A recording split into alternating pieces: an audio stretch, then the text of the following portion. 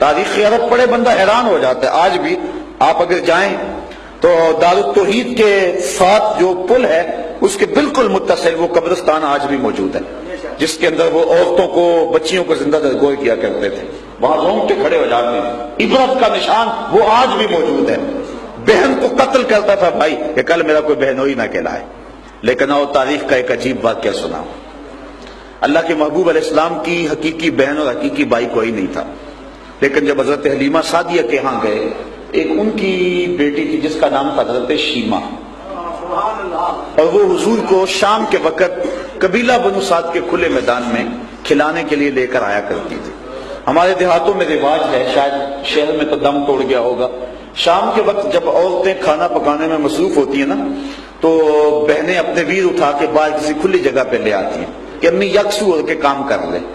اور ہر بہن کا مزاج یہ ہوتا ہے کہ میرا ویر سے سونا زمانے میں کوئی نہیں. ایک کہتی میرے ویر کا مقابلہ نہیں، دوسری کہتے میرے ویر کا مقابلہ نہیں. ایک کہتی میرے ویر کی آنکھ تو دیکھو سرمگی، دوسری کہتی اس کے رخسار تو دیکھو، تیسری کہتی اس کی کشادہ پیشانی تو دیکھو، کوئی کہتی اس کی اٹھی ہوئی ناک تو دیکھو، کوئی کہتا ہے اس کے رنگ کی چمک تو دیکھو. مناظرے کر رہی ہوتی. اتنے میں حضرت شیمہ اپنے ویر محمد کو اٹھا کے صلی اللہ علیہ وسلم، اور دور سے کہتی نہیں میرا ویر بھی آ گیا. اللہ، ویر سونے ہو تو بہنوں کو ناز ہوتا ہے. کہتی میرا ویر بھی آ گیا. وہ کہتی نہیں نہیں نہیں شیمہ تیرے ویر کا مقابلہ تو نہیں. حضرت شیمہ حضور کو گود میں لے کے چمٹا لیتی اور کہتی ربنا ابق لنا محمد حتی اراه یافعا وامردا. اے اللہ میرے ویر کو نظر نہ لگے. آج یہ بچوں کا سردار ہے، کل ان آنکھوں سے دیکھوں جوانوں کا سردار. شیخ محقق نے مدارج النبوہ میں لکھا حضرت شیمہ کا ایک قبیلے میں نکاح ہو گیا، بچے ہو گئے. حضور مکے میں آئے، 53 سال گزارے، مدینہ شریف چلے گئے. جس قبیلے میں حضرت شیمہ کی شادی ہوئی تھی اس قبیلے سے غزوہ ہوا، اللہ نے اسلام کو فتح دے دی.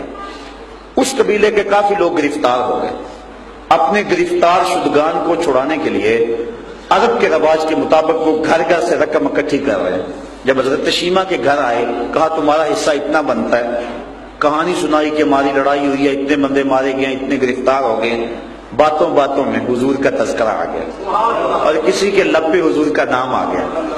جب حضور کا نام سنا تو حضرت شیمہ کی آنکھوں کی پتلیاں خوشی سے پھیل گئی. کہا اچھا اس سے تمہاری لڑائی ہوئی، اس نے تمہارے بندے پکڑے؟ کہا ہاں. کہا پھر رقم اکٹھی نہ کرو. کہا کیوں؟ کہا مجھے ساتھ لے چلو. کہا تو کیا کرے گی؟ کہا تمہارے بندے چھڑاؤں گے. کہا عجیب بات ہے. کہا تمہیں نہیں پتا وہ میرا ویر لگتا ہے، وہ میرا بھائی لگتا ہے. قوم کے سرداروں کو لے کر حضرت شیمہ جب حضور کے خیمہ نوری میں داخل ہونے لگی نا تو یہ مدنی دور تھا، تو صحابہ ننگی تلواروں سے پہرا دے رہے ہیں. وہ وقت گزر گیا جب لوگ پتھر مارتے تھے. اب حکم ہے خبردار، آواز بھی اونچی نہیں کرنا. حکم ہے نبی سے بات کرنی ہے، پہلے گھر جاؤ، کوئی صدقہ لو، بازار آؤ، فقیر ڈھونڈو، خیرات کرو، پھر نبی کی چوکھٹ پہ آؤ، تمہیں پتہ چلے کہ نبی کی بارگاہ کتنی بلند ہے. صحابہ ننگی تلواروں سے پہرا دے رہے ہیں. حضرت شیمہ آگے بڑھنے لگی اس خیال سے کہ میں بھائی کے خیمے میں جا رہی ہوں، تو صحابہ نے ننگی تلواروں سے راستہ روک دیا. رک جائے دیہاتی عورت، جانتی نہیں آگے پوچھا رسول ہے، آگے کو بغیر اذن کے جبریل بھی نہیں جا سکتے. تو جب صحابہ نے راستہ روکا تو حضرت شیمہ نے تلوار کو جھٹک کے پیچھے کرتے ہوئے کہا خلو سبیلی وعلم انا اخت نبیکم، میری راہیں چھوڑ دو، مجھے جانتے نہیں میں کون ہوں، میں تمہارے نبی کی باچی لگتی ہوں. بس سر جھک گئے، آنکھوں پر پلکوں کی چلمنے آ گئی. صحابہ نے نگاہوں کو نیچا کر لیا. حضور کی ہمشیرہ گزر رہی ہے. حضور کے خیمہ نوری میں داخل ہوئی. حضور نے دیکھا اور مسکرا کے کہا بہن کدھر آئی ہو؟ کہا حضور آپ کے لوگوں نے ہمارے بندے پکڑے، چھڑانے آئی. کہا بہن تو نے زحمت کیوں گوارا کی، پیغام ہی بیچ دیتی، میں چھوڑ دیتا. پھر حضور نے کچھ گھوڑے چند جوڑے اور بہت سارا ساز و سامان دیا. بھائیوں کے دروازوں پر بہنیں آئیں تو بھائی خالی تو نہیں موڑا کرتے. اور پھر حضور رخصت کرنے کے لیے خود خیمہ نوری سے باہر آئے. صحابہ کی جماعت منتظر تھی. فرمایا صحابہ جب میں قیدیوں کو چھوڑا کرتا ہوں تو میں تم سے مشاورت کیا کرتا ہوں. آج پہلا موقع، مشورہ بھی نہیں کیا اور میں نے چھوڑ بھی دیے. کہ حضور جو چاہیں آپ کریں، لیکن ارشاد تو فرمائے مشورہ کیوں نہیں کیا؟ فرمایا اس لیے کہ میرے دروازے پہ میری بہن ہے، اس بہن کو تو بھائی قتل کرتا تھا، اس کو عزت کی مسند پہ کس نے اٹھایا؟ تو شکریہ ادا کرے آمنہ کے راز لائے.